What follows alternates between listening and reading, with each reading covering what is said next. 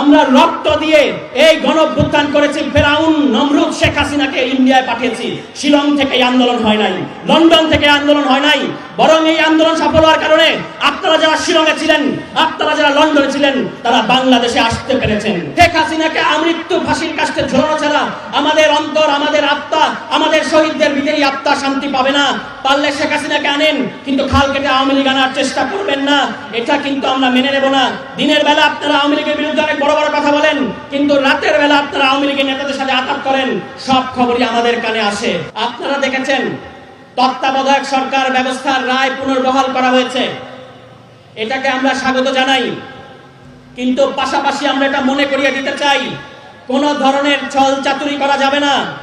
আপনারা 1995 সালে তত্ত্বাবধায়ক সরকার ব্যবস্থাকে বিতর্কিত করেছিলেন, কলুষিত করেছিলেন, অবৈধভাবে ক্ষমতায় এসেছিলেন। জনগণ আপনাদেরকে আন্দোলন করে, যদিও ভারতে পাঠায় নাই, কিন্তু ক্ষমতা ছাড়তে বাধ্য করেছিল। এখন তত্ত্বাবধায়ক সরকার ব্যবস্থা ফিরে এসেছে, সুতরাং এটার মানে হচ্ছে আদালত রায় দিয়েছে আওয়ামী লীগ সরকার, অবৈধ আওয়ামী লীগ সরকার, শেখ হাসিনা যে তত্ত্বাবধায়ক সরকার ব্যবস্থা বাতিল করেছিল, এটা অবৈধ ছিল, এই রায় এসেছে। কিন্তু জুলাই সনদে যেভাবে তত্ত্বাবধায়ক সরকার ব্যবস্থা বলে দেওয়া আছে, সেভাবে তত্ত্বাবধায়ক সরকার ব্যবস্থা বাস্তবায়ন করতে হবে।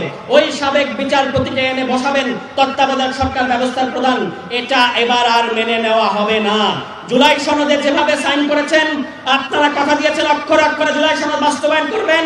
এক নম্বর জিনিস হচ্ছে তত্ত্বাবধায়ক সরকার ব্যবস্থায় সার্চ কমিটির মাধ্যমে তত্ত্বাবধায়ক সরকার ব্যবস্থার প্রধান নির্ধারণ করতে হবে। যদি এটা না করেন, তাহলে আমরা মনে করতে বাধ্য হব, বাংলাদেশের জনগণ এটা মনে করতে বাধ্য হবে যে আপনারা ভোট কারচুপির মাধ্যমে আগামীতে ক্ষমতায় আসতে চান। আপনারা ভোট কারচুপির মাধ্যমে ক্ষমতায় আসতে চান, এই কারণে আপনারা জুলাই সনদ বাস্তবায়ন করছেন না, এই কারণে আপনারা গণভোট বাস্তবায়ন করছেন না।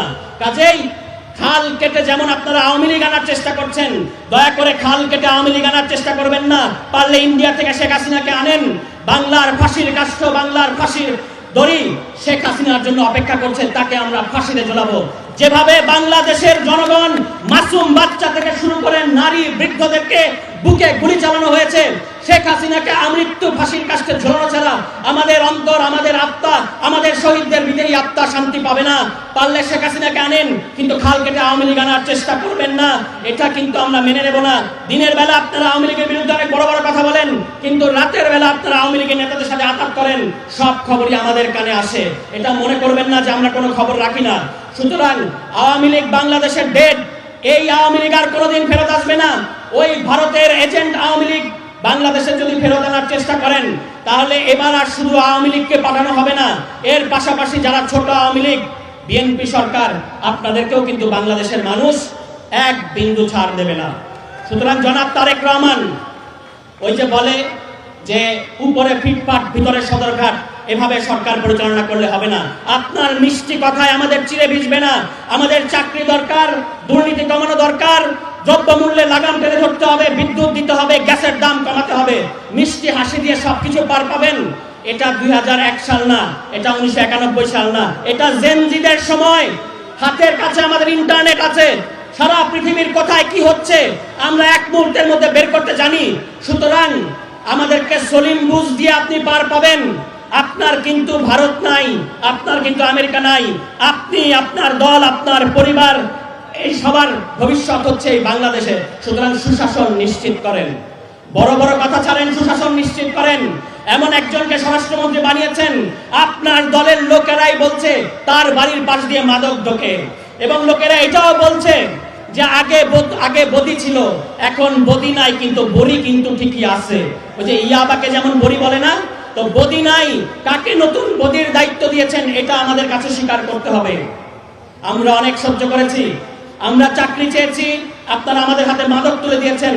আমরা শান্তিতে থাকতে চেয়েছি, এখন কথায় কথায় গুলি চলে।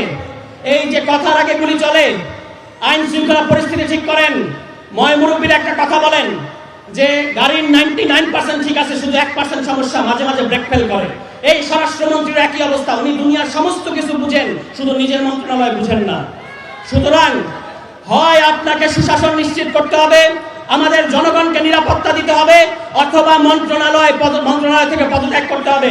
এখানে আপনাকে আরাম আয়েশ করার জন্য, এখানে আপনাকে ফুটানি করার জন্য সংসদে বসে, এসির ভেতরে বসে বাংলাদেশের জনগণকে জ্ঞান দিবেন, এজন্য কিন্তু আপনাকে স্বরাষ্ট্রমন্ত্রী বানানো হয় নাই।